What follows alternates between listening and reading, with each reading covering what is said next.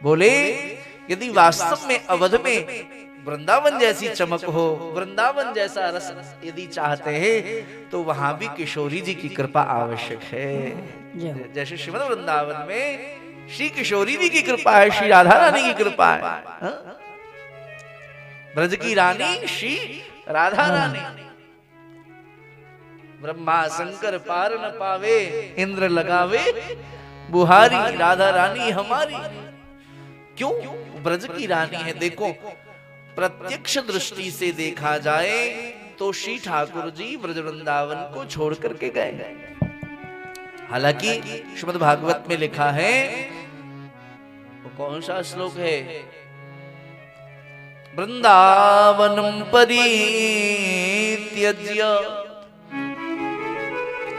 पादमेकं न गच्छति।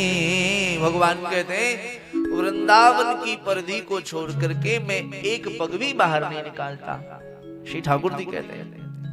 हालांकि प्रत्यक्ष दृष्टि से गए पर वो अप्रत्यक्ष रूप से सदैव वृंदावन में वास करते हैं। किंतु श्री किशोरी जी ब्रजमंडल में प्रत्यक्ष रूप से अथवा तो अप्रत्यक्ष रूप से कभी भी बाहर नहीं गई। और किशोरी जी क्या है? बोले श्री, श्री अर्थात ऐश्वर्य। तो बोले जहां श्री न हो वहां चमक कैसी? तो पूज्य मलुकपीठ वाले महाराज जी ने बड़ी प्यारी बात कही।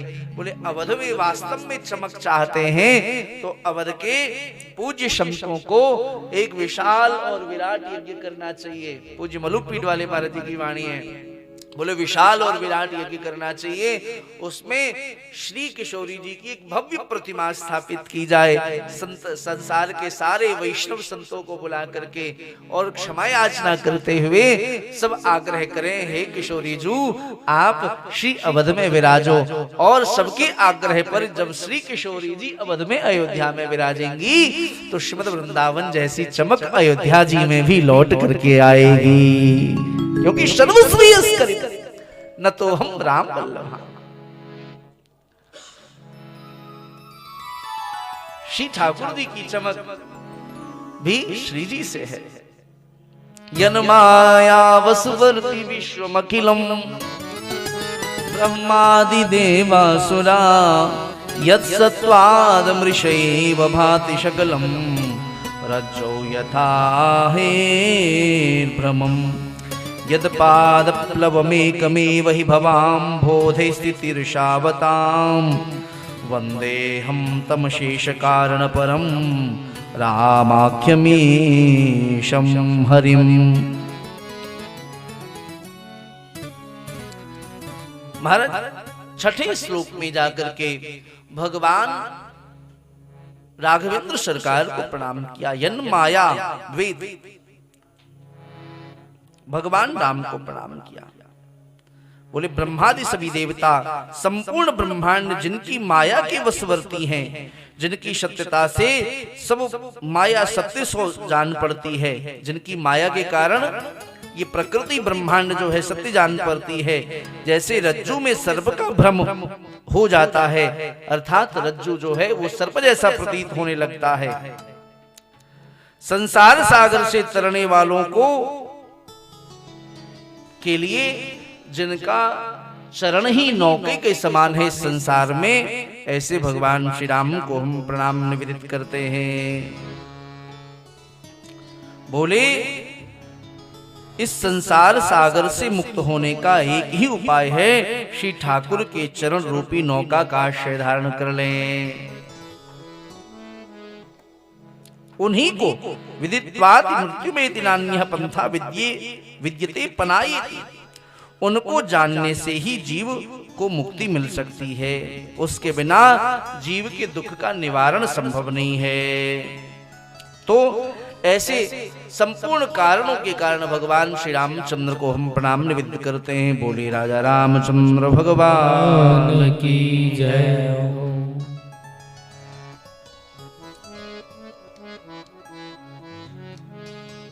बाद में सारे पुराणों को, वेदों को, शास्त्रों को, किस किस को नहीं, सबको प्रणाम किया।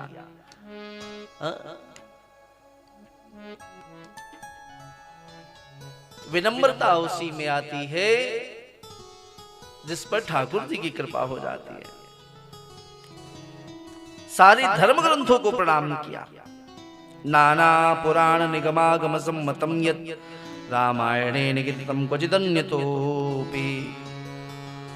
बाद में कहते स्वांत सुखाय तुलसी रघुनाथ गाथा भाषा निबंधमति मंजुलमातनोति। बोले जो यह चरित्र में गाने जा रहा हूं, यह स्वांत सुखाय तुलसी रघुनाथ गाथा, ये आत्म सुख के लिए, आत्म कल्याण के निमित्त करने जा रहा हूं।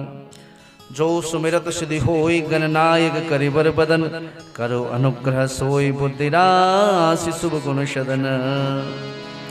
एक बार फिर से गणेश जी को याद किया, जिनके स्मरण करने मात्र से जीव को सिद्धि की प्राप्ति हो जाती है। भगवान शिव के संपूर्ण गणों के नायक हैं, जिनका गजमुख अत्यंत सुहावन है।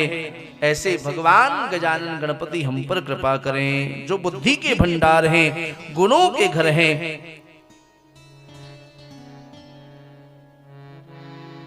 जो भगवान श्री राम को एक बार स्मरण करने मात्र से सिद्ध हो गए। प्रथम पूजियत नाम प्रभाव।